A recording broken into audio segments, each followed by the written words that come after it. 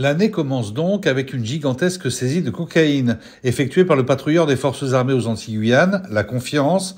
Grâce à l'une de ces deux embarcations d'intervention, deux semi-rigides de 7 mètres, les militaires peuvent aller au contact des contrevenants. C'est notre système d'arme principal, c'est ma capacité de projection de force à la mer pour aller aborder un éventuel contrevenant que j'aurais besoin de contrôler et à bord duquel j'aurais besoin d'envoyer une équipe. Donc par ces deux embarcations-là, je peux en 3 minutes mettre ces embarcations avec les équipes à bord à l'eau pour qu'elles aillent contrôler très rapidement le premier bateau qu'on aurait besoin de contrôler. C'est ainsi que le 10 janvier dernier, au large du plateau des Guyanes, à plus de 1000 km au sud des Antilles, sur des informations du Centre opérationnel européen d'analyse du renseignement maritime pour les stupéfiants, que les militaires sont montés à bord d'un caboteur. À bord duquel ils ont effectué cette énorme découverte. Ok, jackpot. Une découverte de 250 ballots contenant 9 tonnes de cocaïne, un butin prohibé d'une valeur estimée à 290 millions d'euros à la revente sur le marché illégal. Une fois déchargé de ce navire de commerce, l'ensemble de la marchandise illicite et les 4 personnels à bord, de nationalité colombienne et espagnole, ont été rapatriés vers la Martinique sur instruction de la juridiction interrégionale spécialisée, la JIRS, basée à Fort-de-France.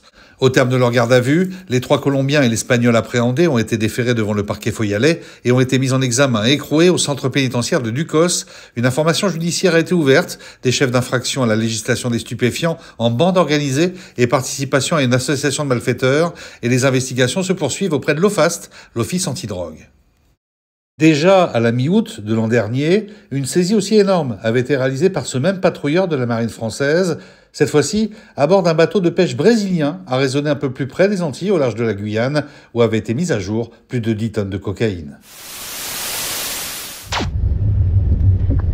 Après la haute mer, la terre ferme. Sur les routes de Guadeloupe et de Martinique, ces derniers temps, vous avez peut-être vu ces nouveaux véhicules blindés de la gendarmerie nationale circuler, encadrés par des motards.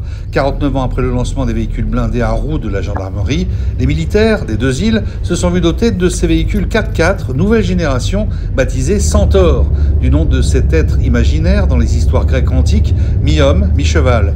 Ces véhicules blindés, pensés et conçus pour être polyvalents, peuvent ainsi intervenir après des catastrophes naturelles, telles des ouragans ou des tremblements de terre, mais sont surtout réputés pour être très efficaces dans la lutte contre les violences urbaines. Ils peuvent transporter 10 personnels, 3 opérateurs et 7 passagers, et même embarquer une équipe médicale ou civile. Ils disposent de 300 chevaux sous le capot. Ils sont donc capables de se rendre sur tout type de mission et sur tout type de terrain.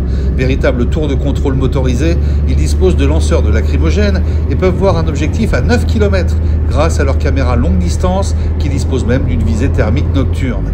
Mais ces chars de 14 tonnes doivent être pris en main car leur conduite nécessite une formation particulière. C'est à quoi ils se sont affairés ces derniers temps afin d'être en mesure de concourir aux différentes missions des gendarmes auxquelles ils seront assignés.